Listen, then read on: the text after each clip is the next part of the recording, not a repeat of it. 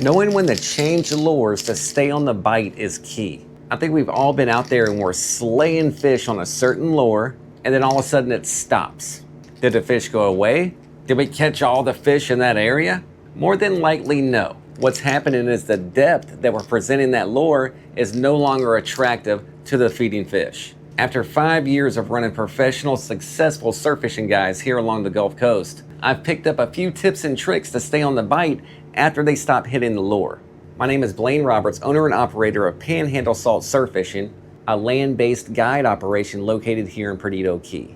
This time of year, I like getting out there early, guys. I like getting out there early and throwing Glow. These Glow topwaters, the GT ice creams, either the needle nose version or the cone, absolutely destroy them right before sunrise. Spanish mackerel, bluefish, even jacks. These guys are super simple to use. All you're doing is reeling. They're weighted in the back end, so as you're reeling, these guys are just walking the dog across the surface. With the Glow effect before sunrise, these guys will attract some attention. And I can usually stay on the bite with these topwater Glows for about 15-20 minutes. And then it stops.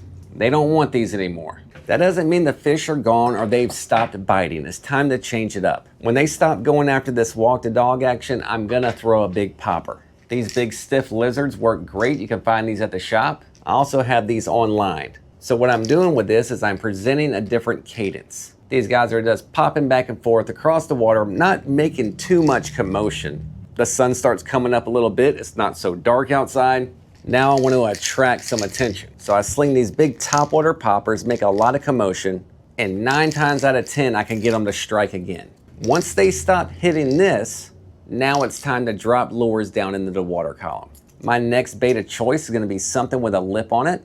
Again, this is made by Stiff Lizard, but you can find these kind of lures with different companies. This is what we call a jerk bait. It's got that nice little lip on it, so when you jerk the rod, it's gonna make it dive under the water and then float back to the top. So this guy's getting underneath, popping up, getting underneath, popping up. As you're working the rod, reel out the slack, work it, slack, work it. And you're not that deep down. It's just going from top water to about 6 inches below surface. And what you're doing is you're putting it back in the strike zone. So we've gone Glow topwater, either the cone or the needle nose. What's the difference between the two is cone will ride those waves like a champ. It's got a nice rounded shape, that blunted nose. So as you're working this back to shore, it will ride those waves in. Going back to the needle nose, this is the furthest casting topwater lure that I've ever thrown. The way this guy is designed, that weight in the end, you will get a noticeably longer cast with this needle nose than you would, let's say, like this big popper. This guy's gonna helicopter a little bit during the cast, but this guy will streamline. So we've gone Glow until they stop hitting that. Then we throw in the big popper. We make some commotion. They stop hitting that. We drop it down with the lip. You'll pick the bite right back up and you'll probably stay on the bite for a while with this guy. Once that sun starts getting higher and higher, the feeding fish don't necessarily want to look up at that sun to get their prey. It's going to be a lot easier to see if it's down there in their face. So we're 30 minutes into our session now, and we've already gone through 3 different lures. I think this is the mistake that a lot of new sight fishermen are making. They're tying on one lure, they're throwing it over and over and over again because they caught one fish on it. The fish are still there, guys. You just got to get the bait to them. So once this guy stops producing, I am gonna drop it even further down.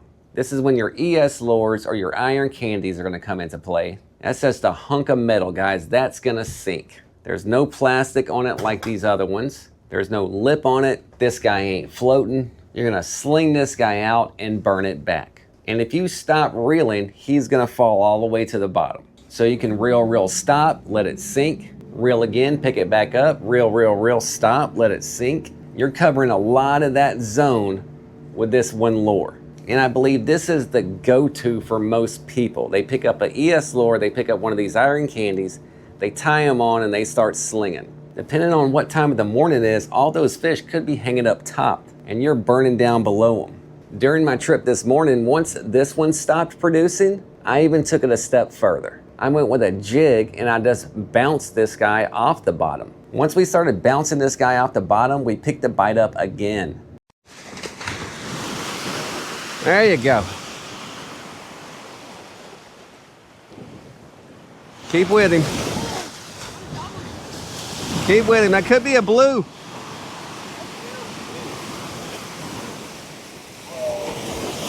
You got one.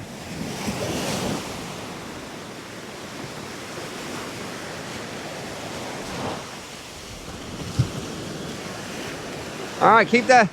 You ain't bass fishing. Keep that rod straight up.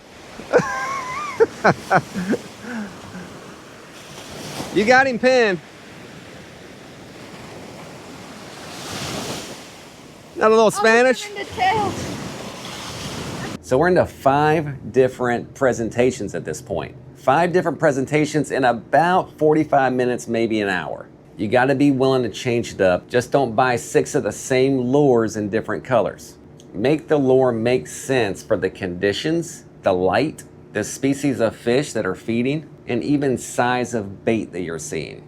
It's not a bad idea either to have multiple different rods with different presentations tied on. That way you can quickly change from top water to subsurface, or from top water to jerk, or from a hunk of metal that you're burning to a jig that you're bouncing.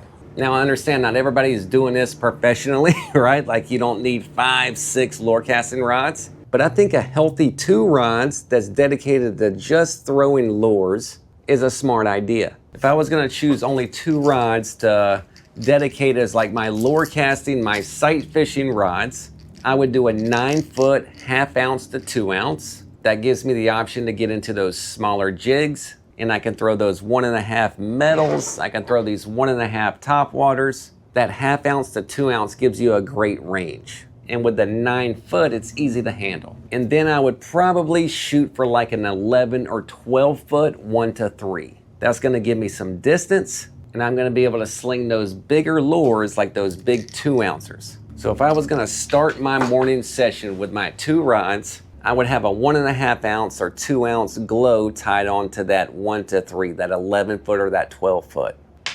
And then I would have something lighter with a lip tied onto that 9 foot. That's how I'm walking on the beach. I start throwing the glow until it stops producing. I cut him off. I tie on my big popper. I start slinging this guy, making a lot of noise. When he turns off, I pick up my 9-footer, lure's tied on and ready, and I start throwing jerk. Once that died down, I would readjust. Hopefully by now you've caught some fish, you're feeling satisfied. You can take a minute, start checking leader, retie if you have to. Then I'd go ahead and get the heavier casting metal on that longer rod, that 11 or that 12. And this is where that 0.5 comes in with a 9-foot. You can put your little 3/4 ounce or even little 1 ounce jigs on that guy. So then I got 1 rod to burn these guys down, let it sink, start reeling again, brings it back up into the column. Try to pick up the bite that way. That could produce, it might not. If it doesn't, you got the 9-foot ready to throw the jig. This guy's gonna hit bottom, bounce. Hit bottom, bounce. You have just covered that entire 5 foot of water column. We're talking about the Gulf here, with 5 lures and 2 rods in about 45 minutes. That is strategic, effective surf fishing. Can't just tie on 1 lure and expect it to do everything. You're gonna be disappointed. You guys get out there and play with it. Go through your tackle box, see what you got. You probably have a lot of this stuff already. Sometimes certain products just get pumped over and over and over on social media. I'm guilty of doing it too. But that doesn't mean that's the only product that you need to successfully surf fish. You want different lures to present themselves differently for different situations. We're in the heat of summer here, guys, where the sight fishing is gonna be excellent. Unless I'm running trips, I'm leaving the set rigs at home this time of year. I wanna go out, throw lures, get it done as quick as possible, and get off the beach before the crowds and the heat show up. You will have a blast in the morning before most people get out of bed. Take a look in your box, figure out what you got. If you need to stock up on some stuff, panhandlesalt.com. We have everything that I mentioned here. Or stop by the shop here in Perdido Key. I'll take a look at your rod and your lure ratings, and I can tune you in to the right weight of lure to match up with that rod. Just either bring in your rod specs or bring your actual rod so I can look at them. Hope this was helpful, guys. As always, thanks for the continued support. I am hosting a rig tie-in seminar July 6th, Sunday, July 6th at the shop here from 8 to 11 a.m. I'm gonna have multiple rig boards out and show you guys how to tie these Pompano rigs using a rig board to make your life a lot easier. See you guys on the next one.